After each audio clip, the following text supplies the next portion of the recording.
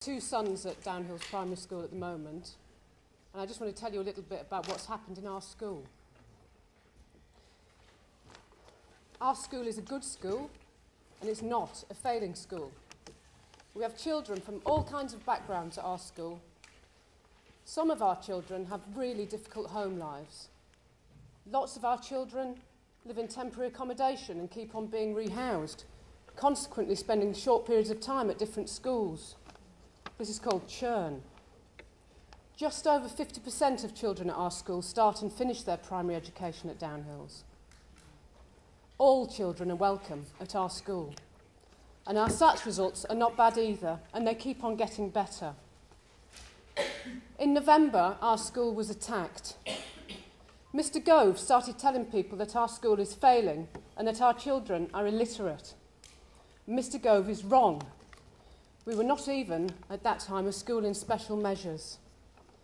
Ofsted had said that we were an improving school with strong leadership and good teaching. Then, because we didn't want to become an academy, Mr. Gove wrote to Mr. Wilshaw and asked Ofsted to re-inspect the school immediately. And they did.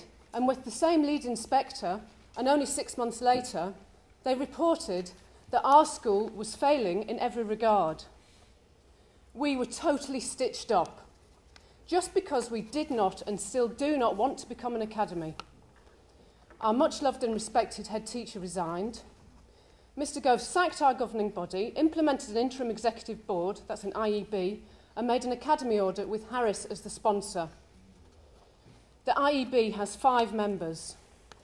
Dan Moynihan of the Harris Federation, Robin Bosher of the Harris Federation, Dame Sylvia Morris, an ex-head teacher who's converted several schools in South London into academies, including Harris Federation schools, and Les Walton, the chair of the YPLA, and that is the body which funds free schools and academies, including the Harris Federation, and Ian Hickman, who is the policy director of the Audit Commission.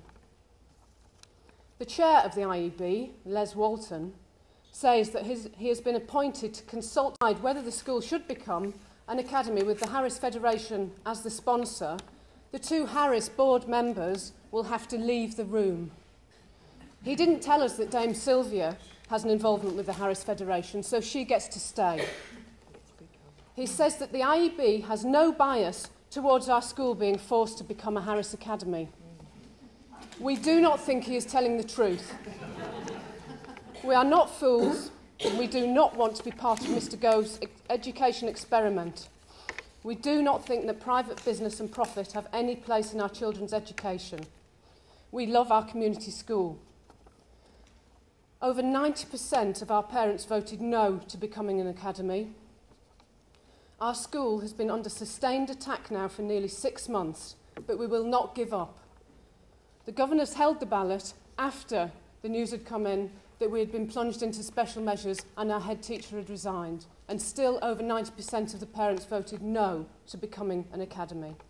So we are taking the Department for Education to court because we believe that they have acted unlawfully.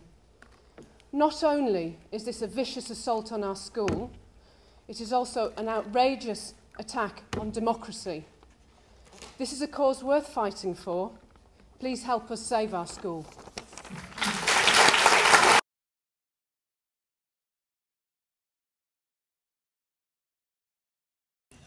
We decided to bring the legal challenge, and the challenge is just part of our campaign, because we've been rendered voiceless. Our elected parent governors were sacked. The staff governors were dismissed. So we're speaking out for the 91% of parents who voted against the principle of academy status. And we're speaking for our staff, our ex-governors.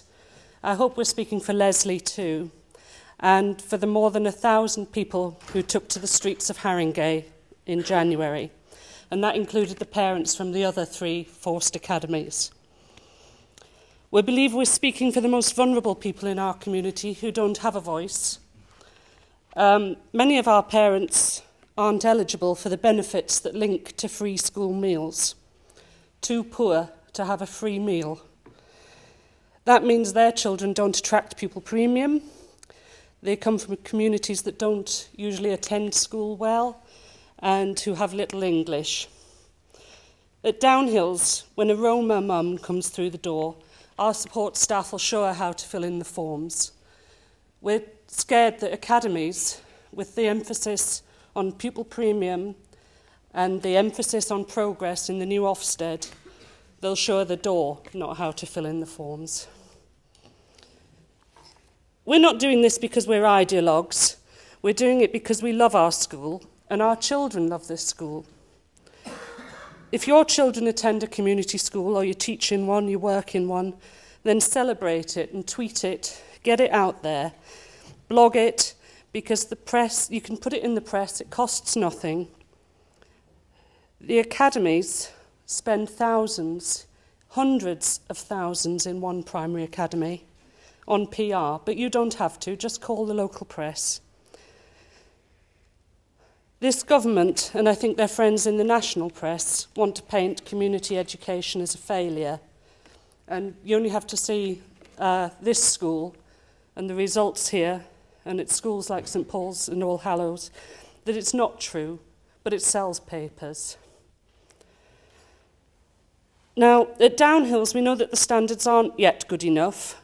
We know that Ofsted found failings, and it isn't good enough that 63% got English and maths combined, but it's a whole lot better than 37% that we had in 2010. That's a heck of a trajectory of improvement.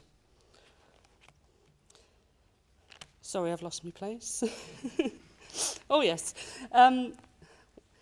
If that rate of change had been achieved in an academy, it would have been front page news.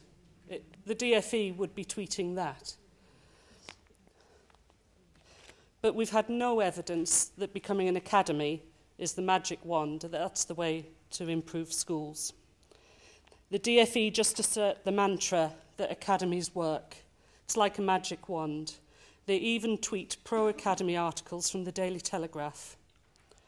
Some academies work, of course they do, and some don't, just like community schools. And there's zero evidence about forced academies. So why experiment here in Haringey? The Secretary of State had a list of the 200 worst performing schools. How many Haringey schools were on that list? None. There's 2,500 schools in England with worse results than Downhills. In 2011, Downhills was above the floor target at Key Stage 2. They're doing it because they can. The Secretary of State, not the Chief Inspector, brought Ofsted in early because of the situation, as he called it, at Downhills.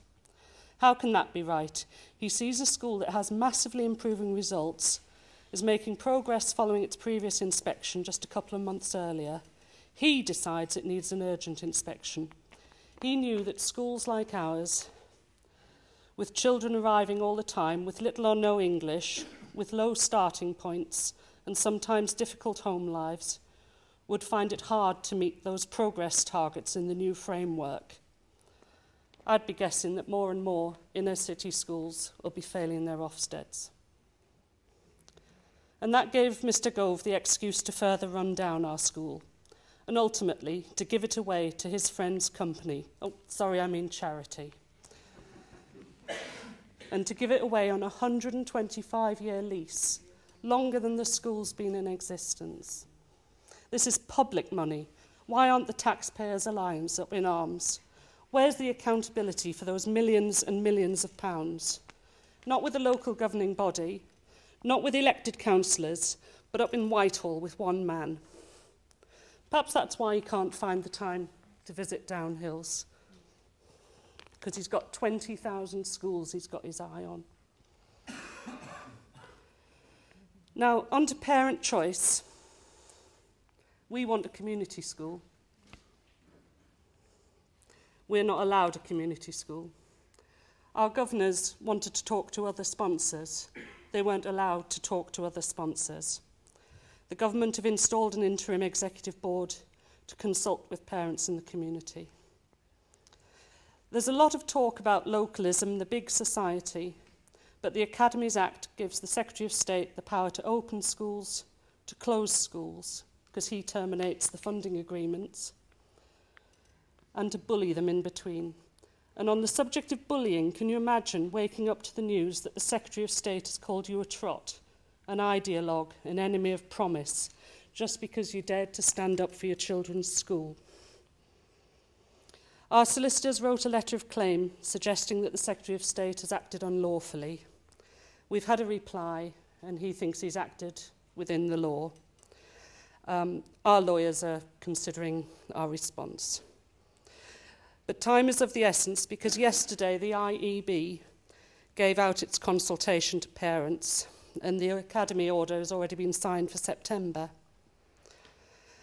On the subject of the legal campaign, you will see buckets in the hall. Do please give generously. And just finally, we'd like to thank David for continuing to speak out against forced academies. We'd like to thank our local councillors who are standing by us, the trade unions who've been supporting our staff, but most of all, we'd like to thank the local people who've rallied around our thriving, caring, happy community school. Thank you very much.